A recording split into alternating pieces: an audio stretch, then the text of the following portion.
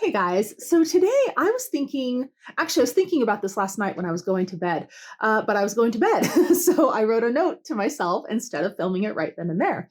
So I was thinking about how we have the power to ascribe meaning to things in our lives.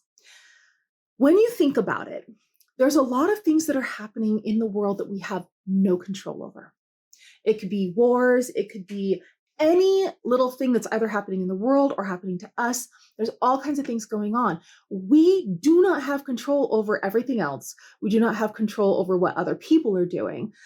We can influence things to a certain extent when we're putting certain things out there, talking about things we believe in. So we may reach some people here and there, but ultimately, the only person we have control over is ourselves, right?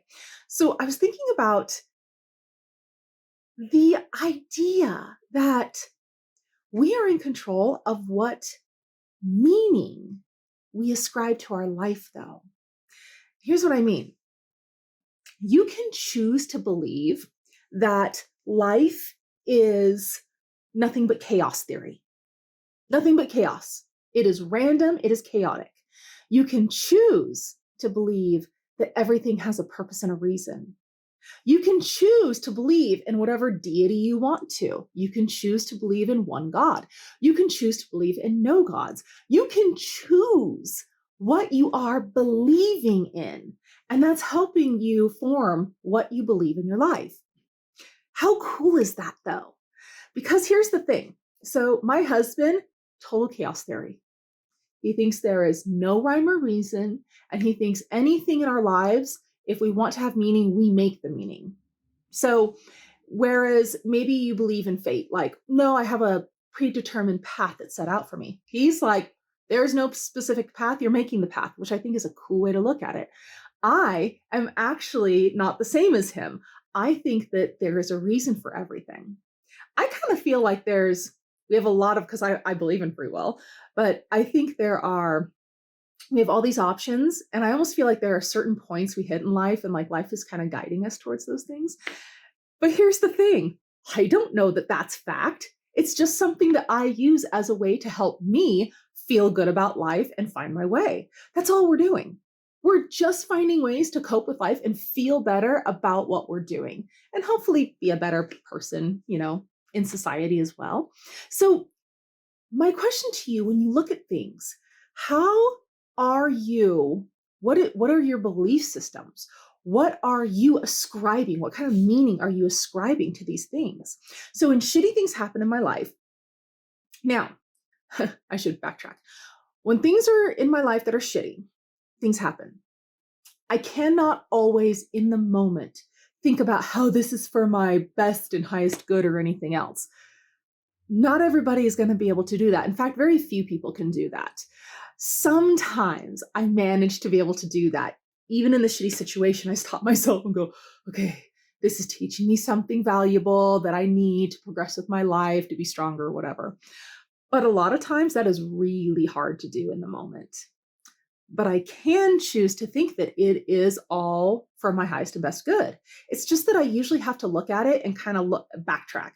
After that harsh moment is over, that's when I stop and I go, okay, this is good for me. That's okay. The universe has my back. God has my back, whatever you want to call, whatever you believe in, has my back. And that's how I believe that it is meant for me. My point is, you can choose it any which way you want. The trick is figuring out what works for you best. It may be more comforting for you to think that this is all just chaos, that there is no rhyme or reason. That may be more comforting. I know for myself, it's more comforting and makes more sense to me that everything happens for a reason. So in this way, I can always see that my life is going to get better and better.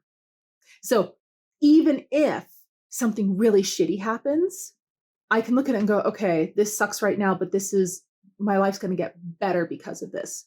There's a reason I have to go through this, and my life's going to get better for this. It's a tricky thing. You have to work on that to get to where you can actually be okay with that point of view. Because when you lose someone you love, how can you look and think your life's going to get better? That's a hard one to swallow. So That's just the way I look at things. I'm not saying you need to look at life that way. My point is we get to choose how we are looking at life and how we ascribe meaning to things. So look at it. What meaning have you been ascribing to things? How have you been looking at it? Do you want to change it? Is it helping you or is it not?